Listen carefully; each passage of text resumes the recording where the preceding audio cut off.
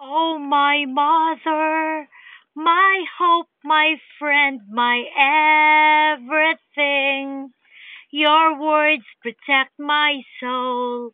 Your knowledge made me secure.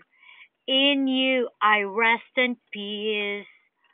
Oh, my mother, you allowed your holy son to die on the cross for us to be your victorious soldiers during the last hour of the world. You chose us among the rest. Oh, my mother, thank you so much for the trust in us. With you, we can move mountains, cross the deepest oceans, not frightened of anything. Oh, my mother, I am glad that you succeed in your yearning, that we have to love God Most High.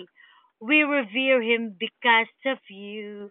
We salute you for getting us closer to Him. Oh, my mother, you love our soul to conquer all demon powers.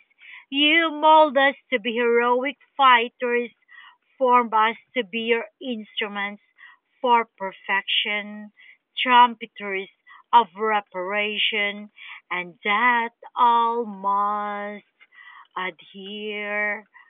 Oh, my mother, Maria Victoria Piedad, a blessed name to shine. We bow down to worship you, the third person of the Holy Trinity, the Holy Spirit for all ages. We love you.